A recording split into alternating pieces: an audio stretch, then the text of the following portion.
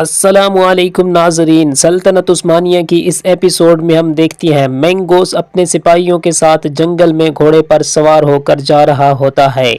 दूसरी तरफ कई कबीले के जिंदान में हजाल बहुत बेचैनी से रो रही होती है और वो कहती हैं या अल्लाह मेरी मदद करो। और वहाँ पर खातून उसकी आवाज़ सुन लेती हैं और वो आकर उनको सहारा देती हैं। तो हजाल कहती है मुझे शिफा खाने ले चलो, मैं मर रही हूँ।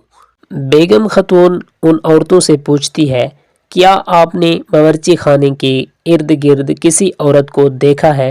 तो वो कहती हैं कि नहीं, हमने वहाँ पर कुछ भी नहीं देखा है था, वल्लाह कोई नहीं था। जवाब में बेगम कहती है गौर से सोचो कि आपके बावर्ची खाने के इर्द गिर्द बेहान सरदार के सिपाहियों में से कोई तो नहीं था। इसी लम्हे बाला खतून वहाँ पर आती है और ये मंजर देखकर कहती है किसने कहा कि तुम तहकीकात करो?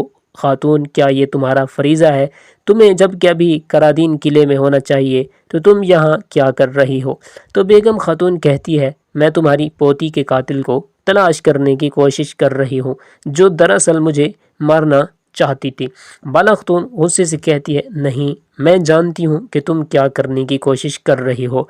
तुम्हारी नीयत कातिल को सज़ा देना नहीं बल्कि हजाल खतून को सज़ा देना है, लेकिन तुम अपनी हदूद में रहो। तुम अब फरीज़ा पर वापस जाओ और उसके बाद किसी भी ऐसी चीज़ में मुलव्विस ना होना जिसका तुम्हें हुक्म बना दिया गया हो। ये सुनते साथ ही वो वहाँ से बेगम खतून चली जाती है और बाला खतून ख़वातीन से कहती है कि हर कोई काम पर लग जाए। दूसरी तरफ सरदार करा से खुश होते हुए कहता है मुझे कमांडर लुकास ने इतना बड़ा तोहफ़ा दिया है जो उस जहान के जो है वो बहुत बड़ा है।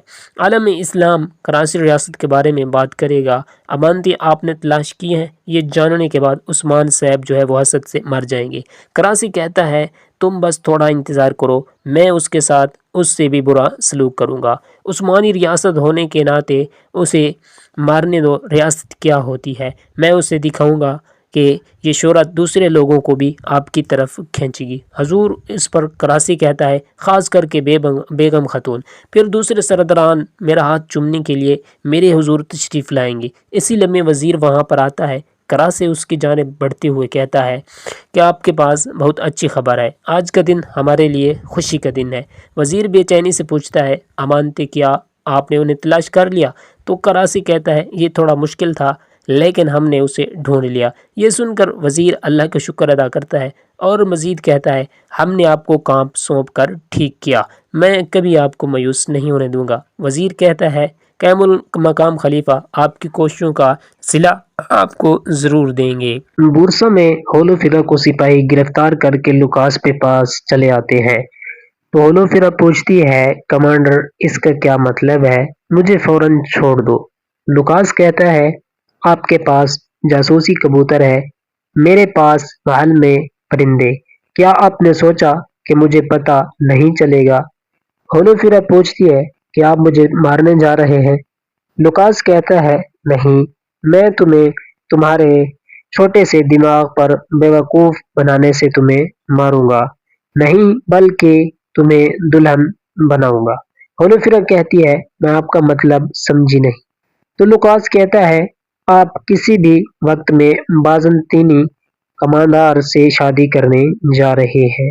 ये सुनकर होलोफिरा बहुत ज्यादा परेशान हो जाती है।